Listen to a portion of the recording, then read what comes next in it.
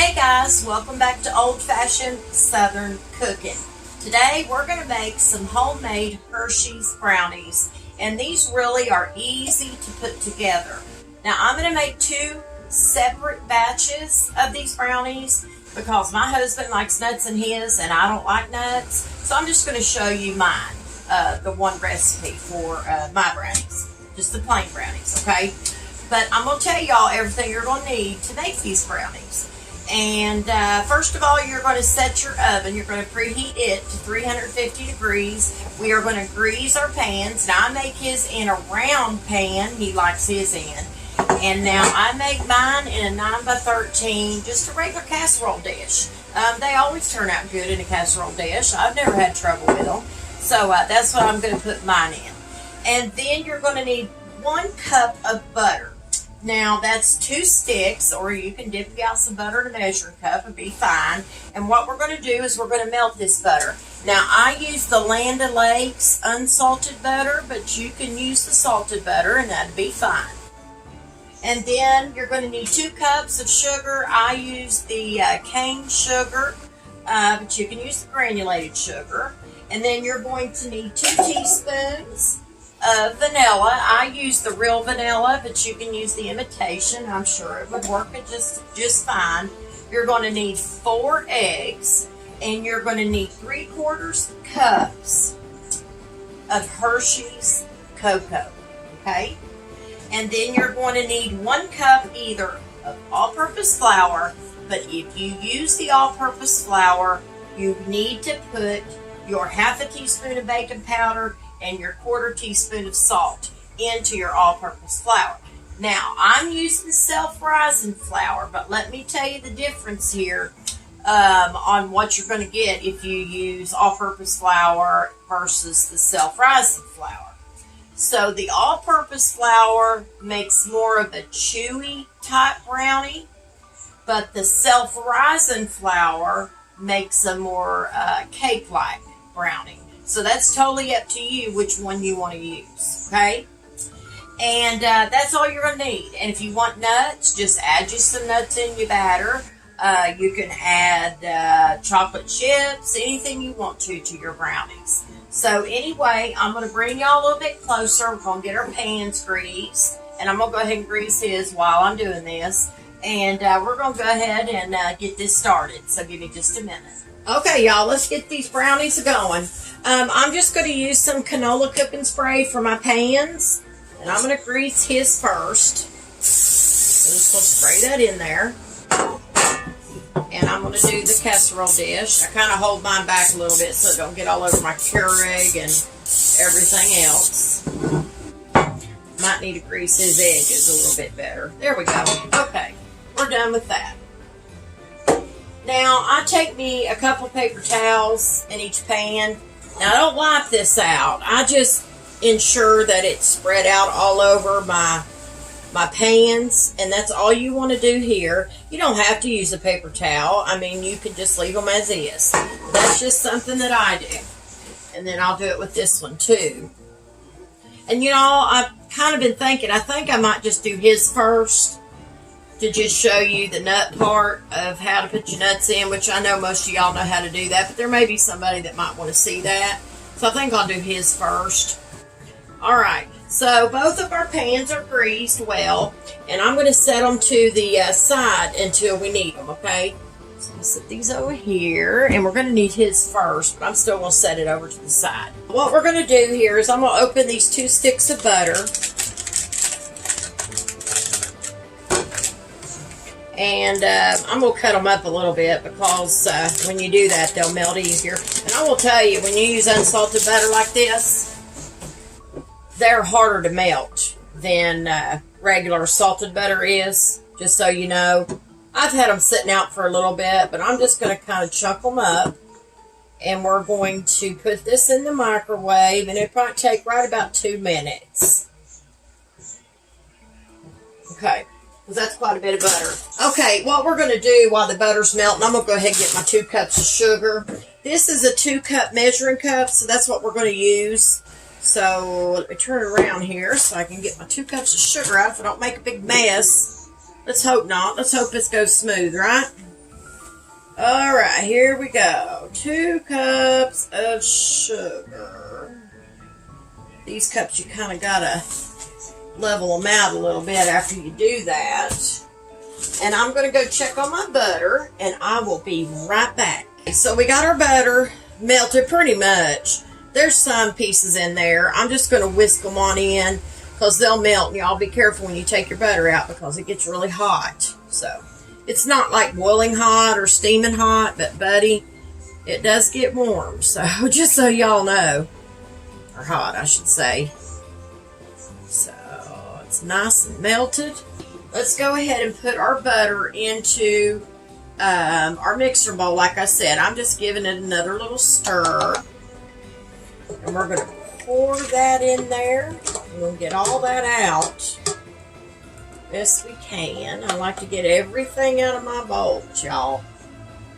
I don't like to waste anything. And that's Land O'Lakes butter. And I'll tell you, it's not cheap. Most of y'all probably know it's not cheap. So, and what we're going to do now is we're going to lower this down in there, and we're going to lock it into place. And we are going to add our, we're going to put our sugar in here and our vanilla.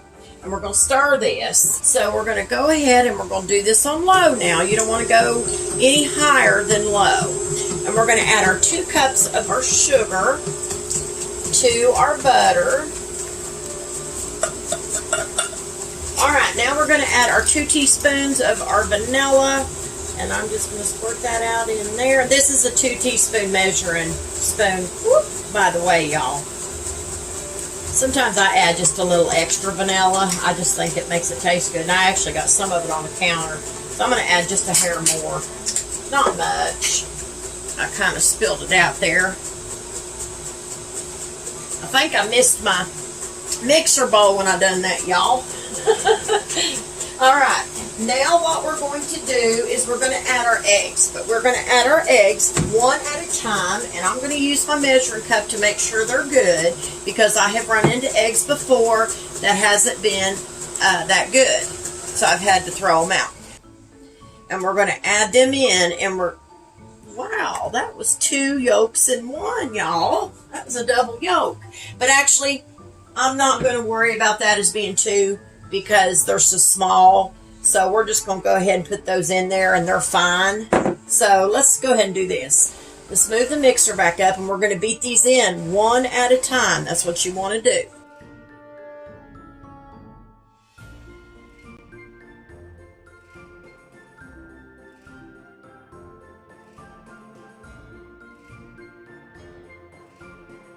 So we got our eggs in there. Bump up your mixer because you're going to want to beat these eggs and everything in pretty good, okay?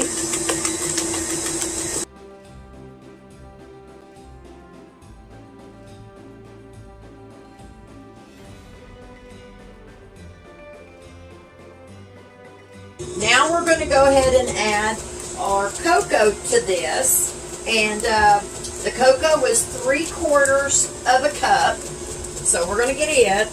And we're going to add it. I've done got this measured, but I got this on low speed so it doesn't splash out. And I'm going to do this a little bit at a time, y'all, because it will splash out all over if you don't do this little at a time.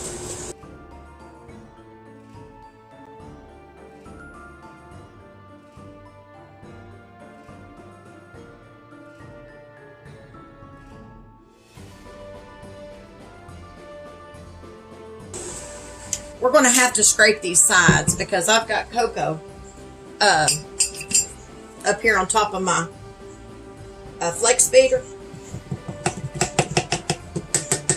I just kind of hit it like this and get the rest of that off first. And then let's get this off because it's all over the bowl here. And we need to get that off and get that to go down in there to mix with the rest. So let's go ahead and lock this back in place. I just had to kind of wipe some of that cocoa up. So let's go ahead and we're going to have to turn this up now and mix it pretty good because we're getting ready to add the flour. And of course, I've got to turn it back down because it will probably splash some of the flour out as well. So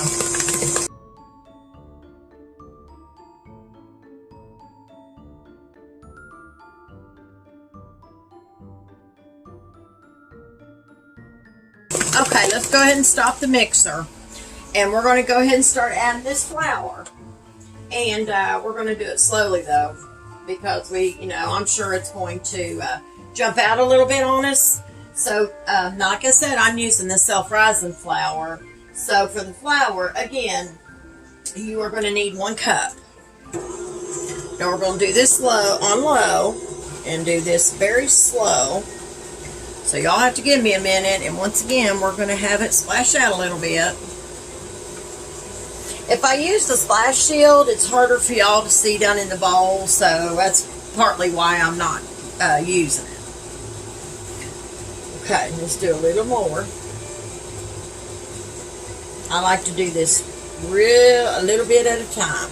It takes me just a minute. So give me just a minute, y'all, and then when I get this flour in, I'll be back.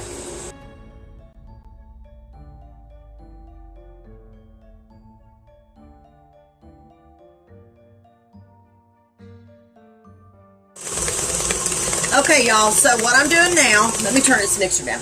I got all the flour added, and after you do that, you want to turn your mixer up and you want to let it all beat. You want to beat it well for maybe 1, maybe 2 minutes at the most. No more than that. Here we go. We're going to back this down, and now what we're going to add is our nuts. My husband likes the nuts, so we're going to add some of the pecans, okay? Is what we're going to add. Some of these are still a little bit big, so I'm just crushing up some of the ones that might be a little bit big. He wants all these added, y'all, so that's just going to make his brownie a little thicker, the batter thicker, but that's all right. Still got a little bit of flour on there, I see, so it'll mix when we put the nuts in. So I'm going to go ahead and I'm just going to cut this bag off instead of opening that little part on this because it may not come out right. So I'm just going to cut this off down here at the bottom. And we'll add them. We'll just add them like that. Okay. So I'm going to turn this back on low. And we're going to add these a little at a time. I'm going to bump it up a little more.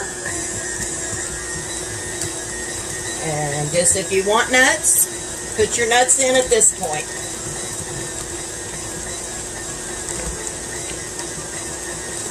Alright, that's it. That's all of them. Now let's turn it up again a little more and let's beat these in there good.